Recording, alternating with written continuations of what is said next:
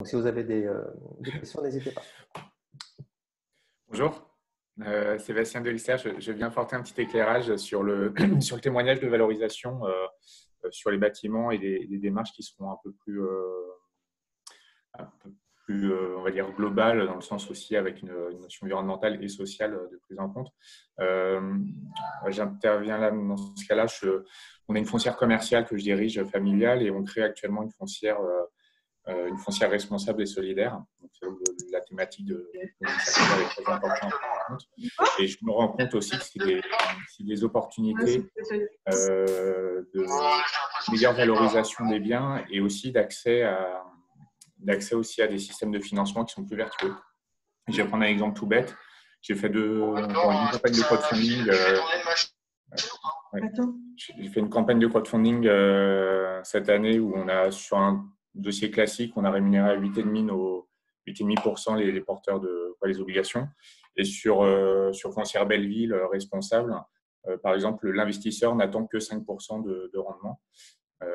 Et je pense que ce dispositif va être mis en place aussi avec des fonds verts qui ont moins besoin de rendement. Donc du coup, ça a poussé les opérateurs aussi à pouvoir mieux vendre, mieux financer leurs biens. Et je pense que cette dynamique, cette évolution qu'on a aujourd'hui sur le business, je pense qu'à 10 ans, tout le monde le fera. Et comme on a passé, il y a une époque, on a industrialisé, il y a un moment, on est passé au numérique. Je pense que la prochaine transition, elle est vraiment, réellement écologique, environnementale et sociale. Pour répondre immédiatement ou réagir à chaud sur ce que Sébastien vient de dire, c'est tout à fait pertinent en tous les cas de pouvoir observer ça, que si on doit financer un immeuble de façon classique et traditionnelle, on est sur des taux connus. Et s'il y a des gens, et là je pense aux grands institutionnels, aux assureurs vie, aux gens qui lèvent de l'épargne auprès je dirais, des petits porteurs français, mais auprès de l'échelle mondiale, si ces gens-là, pour le bien de la planète, admettent en tout cas, donnent accès à un coût du financement à hauteur de 5%, quelque part, on n'est jamais mieux guidé que par son portefeuille. Ça va être très incitatif pour les promoteurs qui produisent ces nouveaux immeubles à le faire de façon vertueuse. Je suis volontiers preneur de l'exemple de la foncière Belleville, j'ai pris le note, et d'un échange peut-être plus en tête-à-tête après. Voilà. Avec plaisir. Oui, bonjour. Antoine Bonenfant, Vinci Immobilier Property Management. Est-ce que vous avez réfléchi à comment assurer cette valeur résiduelle? Parce qu'on parle, entre guillemets, vous avez beaucoup parlé de valeur de construction, avec une valeur résiduelle, qu'elle soit en recyclage ou en réemploi du matériau. Mais on sait que, comme Albert l'a dit, une durée de vie du bâtiment et une durée de vie du matériau de 6 à 30 ans en fonction de l'équipement dont on parle. Donc, cet équipement va vivre. Et là, je me place en qualité de gestionnaire. Est-ce que vous avez réfléchi à comment assurer, comment donner les rênes aux gestionnaires, donc aux property, à l'asset ou aux facilities, pendant cette durée de vie pour assurer que la valeur résiduelle qui a été matérialisée entre guillemets au début de l'immeuble, de la construction, soit bien présente au moment où elle va être concrétisée, donc que ce soit au changement d'une cloison ou au remploi de la façade. Est-ce que ces réflexions ont déjà été menées? Alors, je vais compléter la question parce que c'était un sujet qu'on avait évoqué, Eric, dans un autre webinaire, qui est aussi… Non, mais c'est tout à fait pertinent parce que tu évoques là la gestion au quotidien de l'immeuble pour être sûr que ça soit utilisé proprement et que les matériaux qu'on suive bien la façon dont les cloisons sont montées et démontées.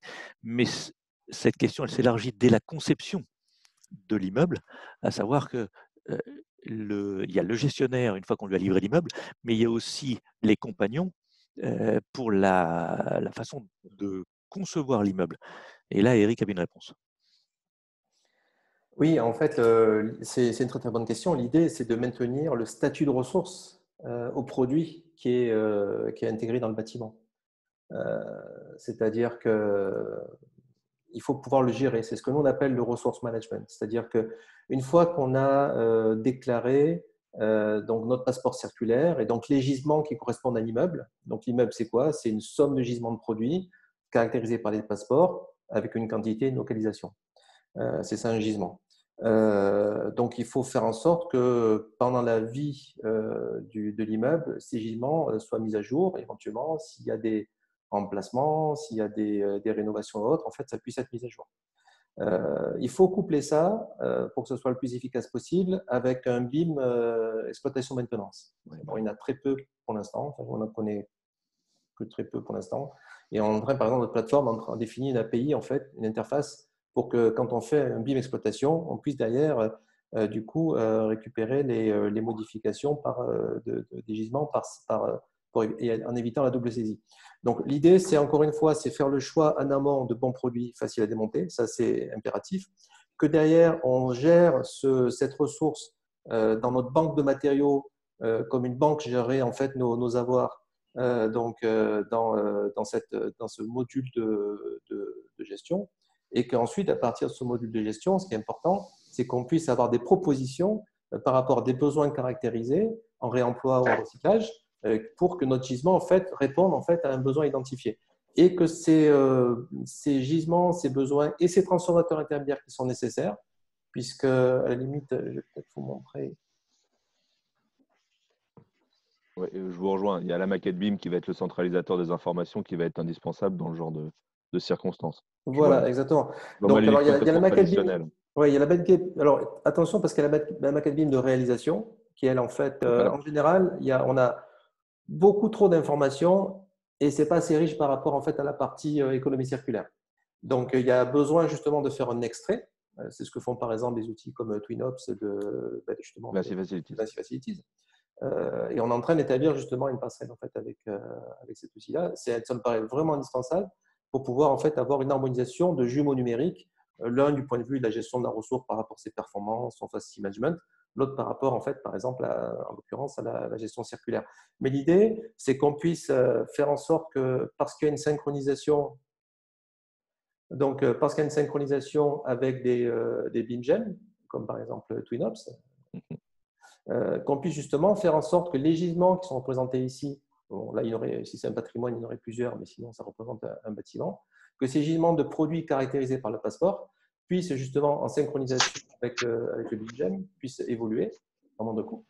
Et que derrière, ce qui est intéressant, c'est qu'en exploitant les informations qui sont dans les passeports associés aux produits, on sache en fait, à travers, grâce à des phénomènes de nomenclature qui existent côté gisement et qu'on a aussi, qui permettent aussi de bien identifier les besoins, parce que je veux parler le même langage entre celui que gisement et celui qui a le besoin, et également celui qui fait la transformation, on puisse justement créer des écosystèmes, un petit peu comme la nature, où j'ai, si je prends l'exemple d'un arbre, des feuilles mortes ici, avec voilà, certains oligo-éléments, mais il faut des micro-organismes pour les transformer, pour qu'ils deviennent des nutriments pour la faune et la flore. Donc on a besoin de créer vraiment des véritables écosystèmes, d'imiter la nature.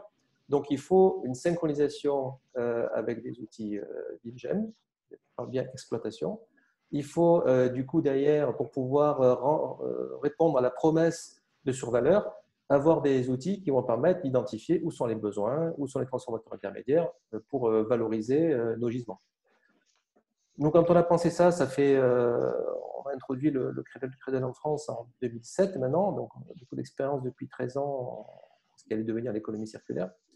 Et on a mis du coup des algorithmes en fait pour être capable de faire des associations entre le besoin, le gisement et les consommateurs. C'est un petit peu comme un GPS en fait, c'est partir d'un gisement pour aller jusqu'à une destination qu'on aurait rentrée en fait. Donc c'est un petit peu tout ça, c'est une collaboration de différents acteurs outils pour justement faire qu'au final la ressource maintienne son statut de ressource jusqu'à la fin de sa période d'usage. C'est quoi la fin de période d'usage par rapport à la période de vie? Cette période de vie, c'est que peut-être un panneau solaire, ça a 40 ans de période de vie, et au bout de 20 ans, par exemple, ça perd 20% de son rendement. Donc, il ne peut plus jouer son rôle, il vaut mieux en faire un autre usage. La période d'usage, c'est la période à l'issue de laquelle le produit commence à se détériorer, à devenir un déchet, perdre de la valeur, et du coup, aller à l'encontre de ce qu'on discute aujourd'hui. Je ne sais pas si ça répond un peu à la question. Sinon, si vous avez des compléments, n'hésitez pas. Non, mais je suis en train de faire un BIM exploitation et c'est tout à fait intéressant. Tout à fait. D'accord. Merci. Très bien, merci Antoine. Eric, si je peux poser une petite question. Justine, je t'en prie. Oui, bonjour à tous. Justine Ebringer, chef de projet métabolisme urbain à Pleine Commune. J'ai 3 petites questions. Déjà, merci beaucoup pour les interventions, c'était hyper intéressant. Première petite question, c'est par rapport aux matériaux issus du réemploi intégrés dans les bâtiments neufs. C'est-à-dire que là, autant je vois bien la valeur résiduelle sur un projet de démol où du coup, on va bien trier, donc mieux valoriser les matériaux. Ça, je vois bien. Sur la construction neuve, le fait d'avoir des matériaux recyclables, démontables, je vois bien la survaleur aussi sur un temps long. Par contre, le fait d'intégrer des matériaux issus du réemploi-réutilisation qui potentiellement, du coup, ont une durée de vie qui va être amoindrie, qu'ils ont déjà vécu, est-ce que ça, c'est une question, enfin, comment ça vient pas un peu imputer cette notion de survaleur?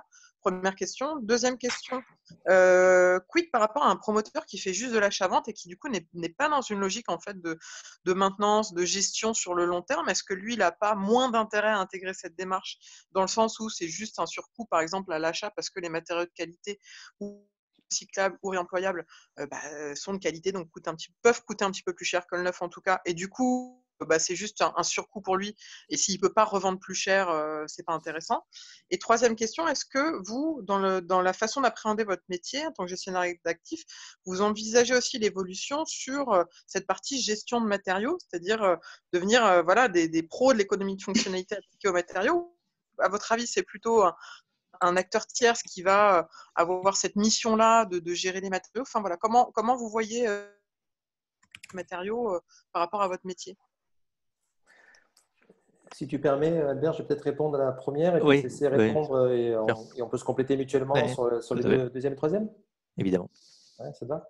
Alors, Justine, par rapport au réemploi, déjà, c'est intéressant, c'est qu'il faut se mettre dans une optique. Alors, prenons l'optique, en fait, j'allais dire, un peu futuriste, où on aurait construit un bâtiment comme une banque de matériaux. Donc, ça veut dire que quand tu vas faire le réemploi des produits qui ont été caractérisés par les passeports circulaires, tu vas récupérer son passeport circulaire. Donc, contrairement à ce qui se passe aujourd'hui, tu auras déjà l'information précise du produit en question. À travers son passeport, tu pourras réintégrer dans son nouvel usage. Mais ça, c'est au deuxième coup, du coup. Au premier, quand tu le récupères la première fois d'un bâtiment, il n'a pas encore de passeport. Non, je te parle dans l'optique où on a changé de courbe.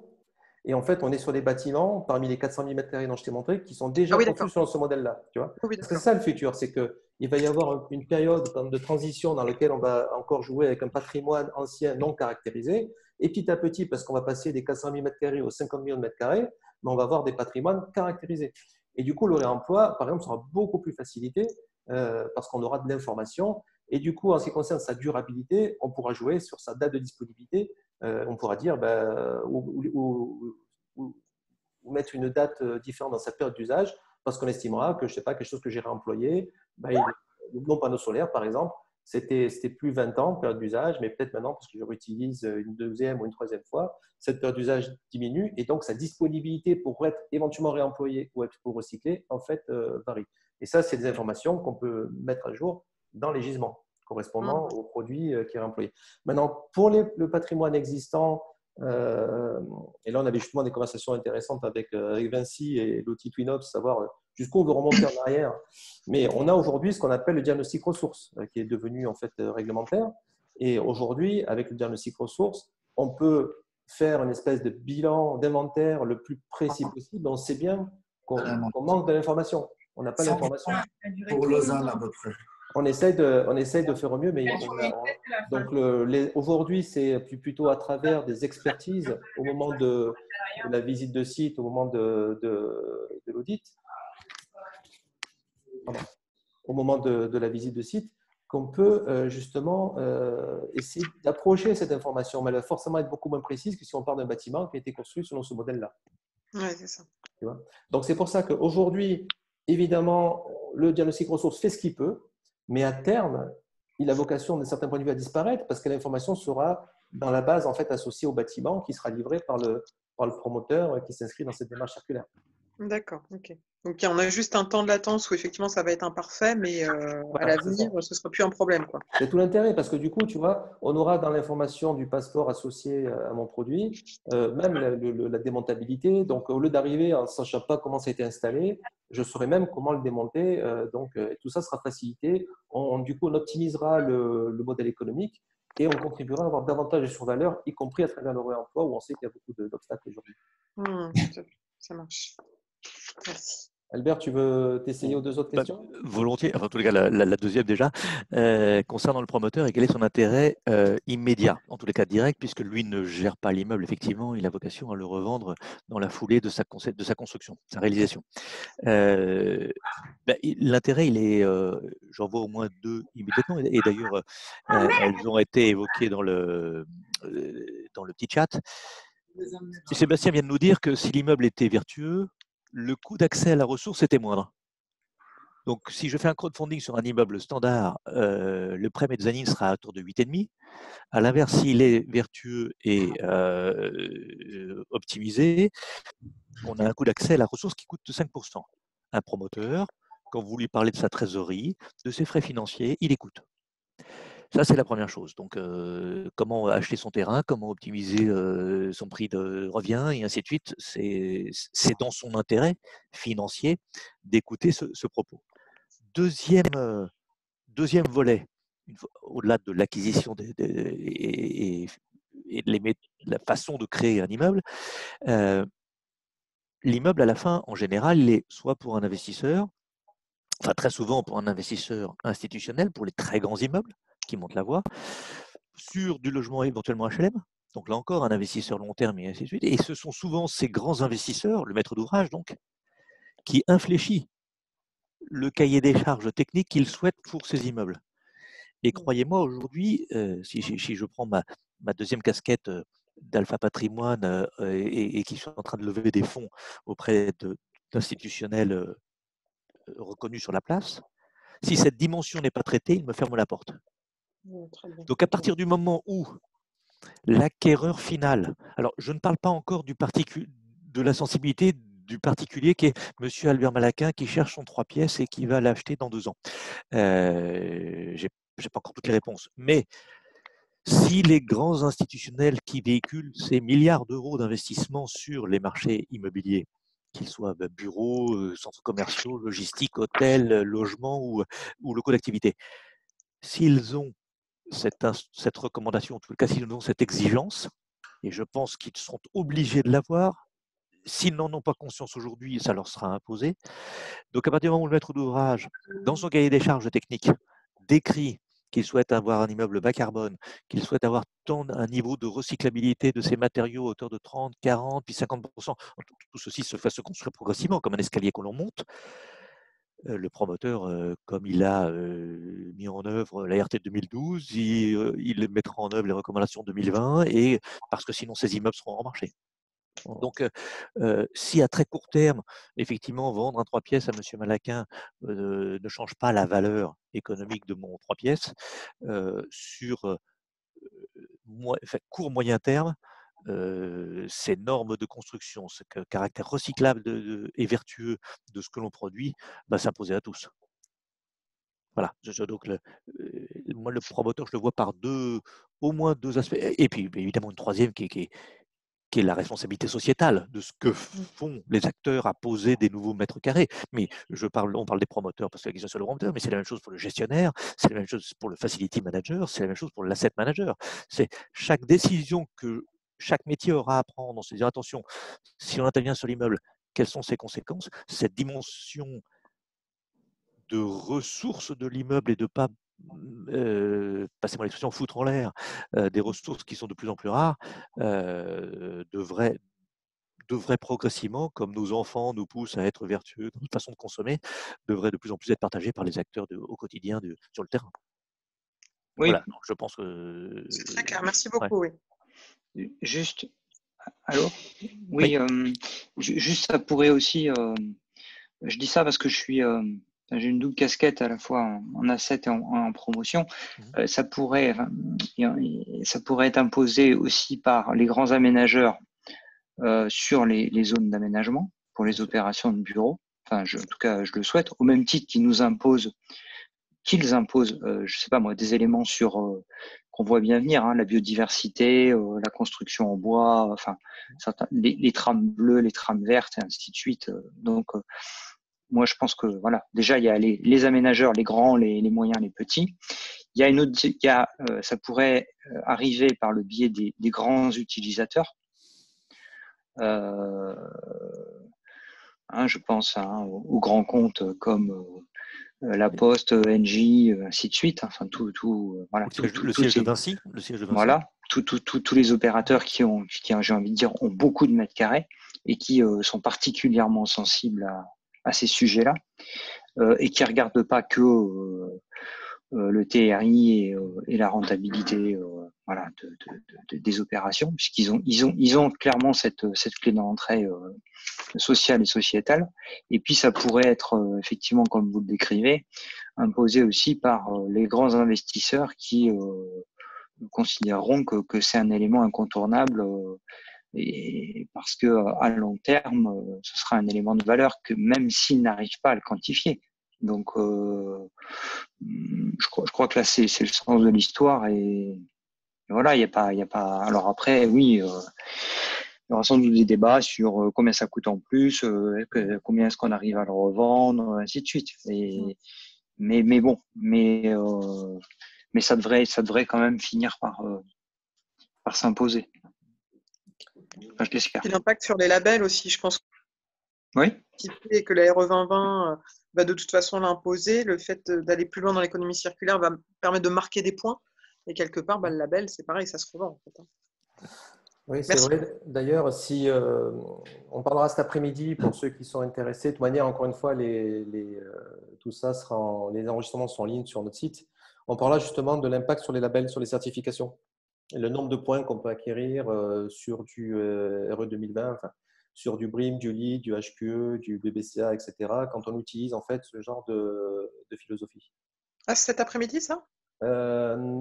Oui, c'est ça, cet après-midi. On en parlera cet après-midi en fait à l'occasion, parce qu'on aura un spécial promoteur cet après-midi où on va rentrer dans le détail du processus de construction circulaire et justement en fait on abordera en fait la question des labels et on transmettra, je pense aussi dans le cadre de cette volonté open source de partager nos bonnes pratiques en tout cas, les labels et les critères qui sont impactés par une approche bâtiment circulaire.